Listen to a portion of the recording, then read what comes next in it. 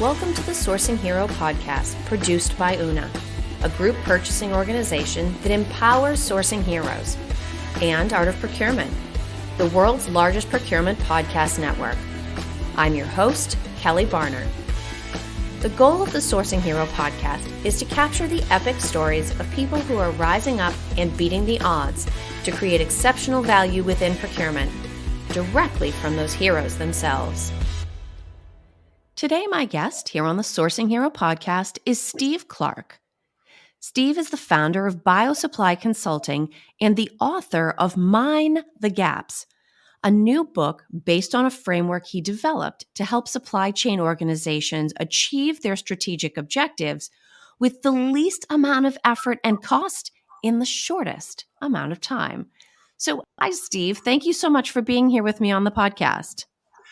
Thanks, Kelly. Yeah, it's great to be here. So in my intro, I shared a tiny little bit about what you do now. I teased your book, which is something that we're going to talk about more today. But what else should listeners know about your professional journey to this point? I started in the early 90s as a production planner, and then I started taking APIX certifications and heard about this thing called supply chain, which sounded very intriguing. So basically been in that function for over 30 years now. Slowly built my way up, and so I've had several senior director level positions at large companies, small companies. Also, in the same time, I've been teaching Lean Six Sigma. I have a black belt, and also I've been teaching APIX for over 20 years. So, and then in the last couple of years, I've started my own consulting company, BioSupply Consulting, so I can focus purely on strategic objectives and projects, which has been a lot of fun. Well, and it sounds like all of that hands-on experience, plus the time spent teaching, plus what you've continued to see in your role in consulting, you sound like the perfect candidate to have written a book about some of this. So as we plan to discuss a few of the ideas today that are actually pulled from your book, for anybody that hasn't already read it, hasn't seen it go by, can you just give us a sort of a high-level overview so that we have a sense of what's the general subject matter and scope of the book? So over my career, I've noticed that there have been a few tools that I've gone back to over and over again, which I've found to be highly effective. It's probably about 20% of the overall number of tools that I've either taught or learned during the various different certifications, etc. So I thought it would be helpful for people to, rather than having to go through all the certifications and learn so much that they probably are not going to use, I distilled it all down to a few effective tools. So now I've got this bag of powerful tools, as it were, which is great, but then you need to know when and how to use them. So I put some thought into what is the natural sequence of events? And so I developed a framework. It helps take you from developing a strategic objective all the way to managing projects and getting things implemented effectively. Well, and it sounds like you're using sort of that time-tested Pareto, right? That of all of these tools and tricks in your bag, it's really 20% of them, as you said, that you come back to again and again because they have the greatest impact in the shortest amount of time. And if we stay with this idea of delivering quick wins, which is something all procurement and supply chain professionals want to do these days, let's talk about data. So what are the types of data that you're recommending professionals prioritize, assuming that quick wins is a high-level priority for them? Yeah. So first of all, the data depends upon what your strategic objective is.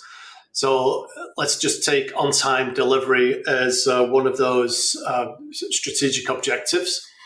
So you identify the metric that's going to help you best measure your progress towards your target. And then we take similar to a Six Sigma approach.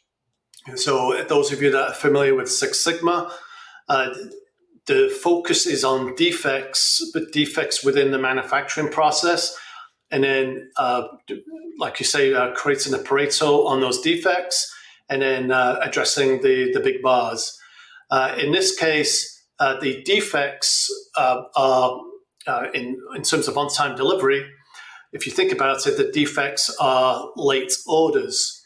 Mm-hmm. Right? So you do basically the same analysis.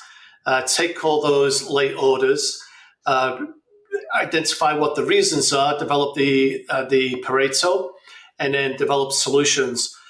So that's really powerful to get at what your real problems are, as opposed to what happens, I think, in many organizations is that there's maybe the senior managers picked a pet project, or if so, for example,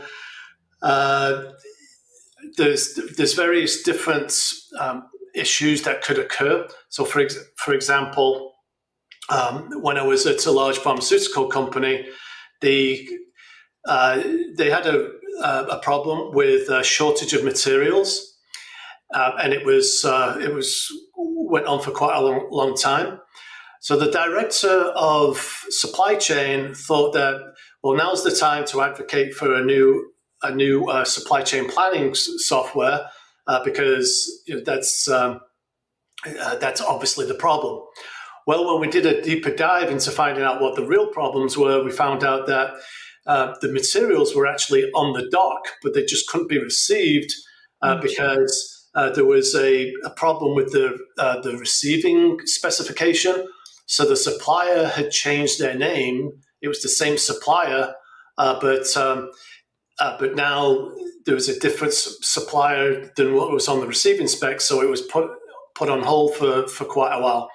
So that's just a simple example of where there's a simple solution that can be put in place very quickly, as opposed to jump into the conclusion that you need to implement this complicated software.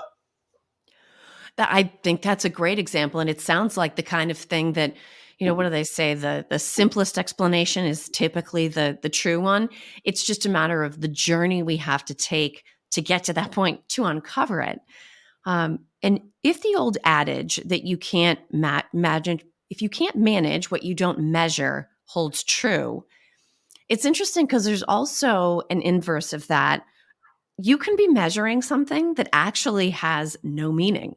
And you take a step further and you talk about metrics that make people do dumb things, which I think is hysterical because I know we've all done it. But talk about that for a minute. What does that mean? What are metrics that make people do dumb things? Yeah, and it's not so much the specific metrics themselves. It's more about the performance management system that you have in your company. So one way to communicate it is the difference between prove versus improve. A lot of metrics within organizations are very judgmental. So it's imperative that you meet your targets, or else bad things are going to happen. Which is a very negative approach to performance management. The better approach is, rather than being able to having to prove yourself, is to use metrics to improve. Right. So the question should always be, if you're not meeting the targets, what are you doing about it? What data have you used, etc. And then it's up to management to coach their people so that they can they gradually learn how to use that process. That's going to be a lot more effective than using it to beat people down, as it were. And I'm sure the listeners can think of lots of examples in their experience. A classic one is where a company wants to maximize its revenue by the end of the quarter. So they're actually shipping products to customers before the customer actually wants it, just so that they can check that off as revenue, and then then we'll worry about what the customer does with it once it arrives. They'll probably give them a discount to accept it. So that's not going to be very productive in the long run. There are also sales discounts for products to get the sale by the end of the quarter. And then conversely, there are situations where the salesperson's already met their quota for the quarter, and so they've got additional bookings, but rather than quote unquote waste them on this quarter, they'll hold on to them until the following quarter, so that they'll get the credit for that in the following quarter. There are lots of other situations if we go back to purchasing. So I've been actually a recent client. We've been monitoring the savings within purchasing. And so it's been based upon the average cost of a unit. So what the purchasing manager noticed is that the more that they buy, the more the savings they're going to be able to acknowledge. So that's what they did. They purchased more than they really needed to do, and they could say, "Hey, look, the savings are better than we expected." So just those kinds of things that, if you take a step back, and if somebody from the outside were looking in, they would just be shaking their head on what's going on here. Yeah, human beings are so human. Even listening to some of those examples from you, I was thinking, I actually just heard a story from a colleague the other day. Earlier in her career, she had responsibility for a big, huge inventory audit, and there was an amount that it came off at the end of the audit. And this part of the business had been audited in the past, and she went and she reported, and she said, "Here's the variance, and I'm going through the data, but I can't find the source of where the problem actually is in the records." And as a matter of fact, two things came from it. One is that she was terminated. She had to take responsibility for the discrepancy. But a couple of her fellow auditors approached her and said, "Oh yeah, that's been off forever.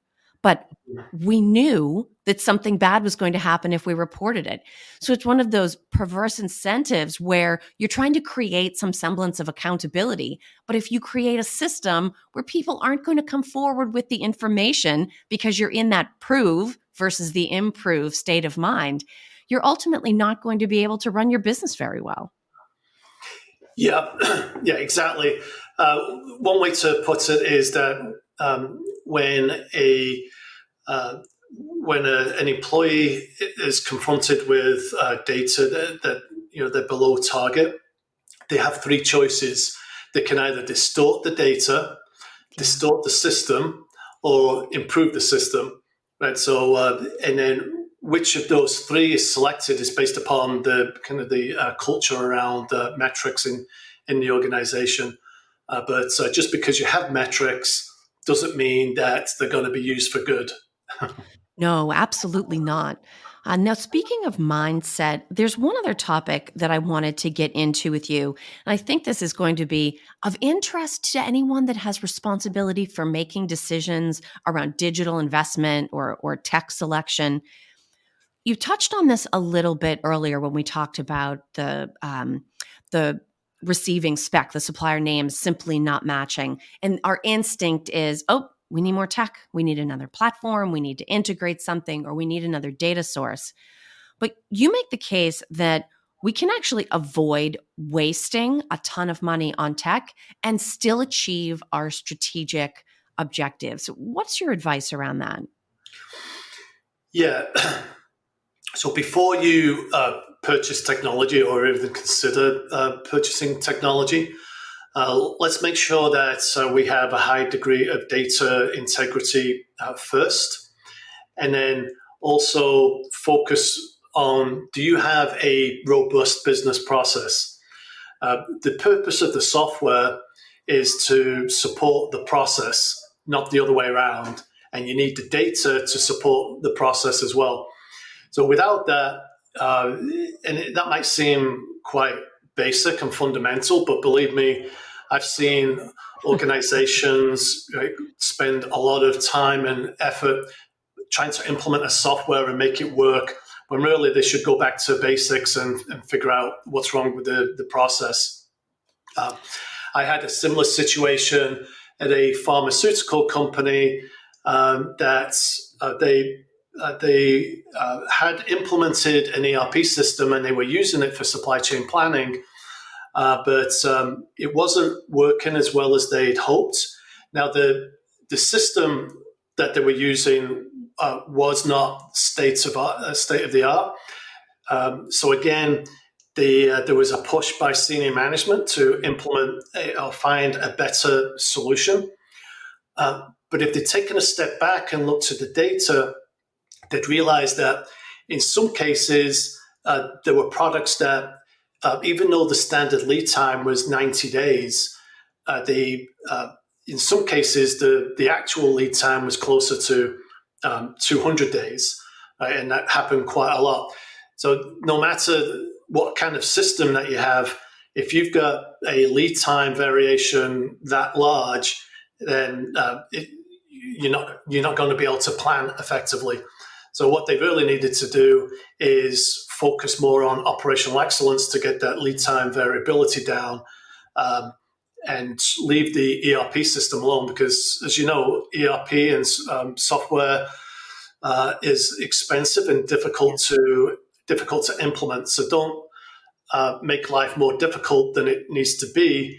Not to say that I'm a Luddite, as it were. Technology is going to be necessary at some point. It just shouldn't be the first resort, right? It should be something that you consider later down the line. One way I would put it, which I think is a general rule of thumb, is first be effective and then be efficient, right? So make sure that your process is effective first before you try to automate it and make it more efficient. So that approach, I think, can be very powerful in thinking about effective versus efficiency. Because what happens is, if you make an ineffective process efficient, you just fail more quickly, right? So that's not clearly what we're aiming for. No, definitely not. I'm pretty sure that's not on anyone's strategic objective list. Do a really lousy job at a higher rate of speed. And yet unintentionally, we all do it all the time, right? Yep. It's a matter of being aware and avoiding that. Right. Now, Steve, before I let you go, I want to put to you a pair of questions. It's part of the tradition here on the Sourcing Hero podcast. So I'm going to give you two options, and then it's up to you which question you want to answer, and then we'll hear what you have to say. So your choices are: what does the idea of a sourcing hero mean to you? Or, second option, what does heroism look like in a business context? I'll take the second one, but I think my answer may answer both. Sure. We think about heroes. I guess when I think about a hero, first thing comes to mind is like a firefighter, like somebody that's willing to risk their life to save somebody else's life, and they indeed are a hero. At the same time, the people that actually prevent fires are not the ones that are regarded as heroes, even though they have a much bigger impact in the long run. Right? So in the short term, you do need to have the firefighter, but relying upon the firefighter in the long run is not a winning strategy.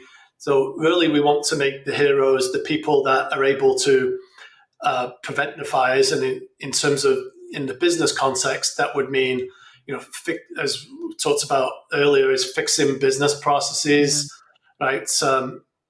Getting down into what the root cause was. What is the root cause of the fire that has happened, so we can prevent it from happening in future, right? So if you have a stable process, it'll avoid the need for those short-term heroes and be more focused on the long-term heroes.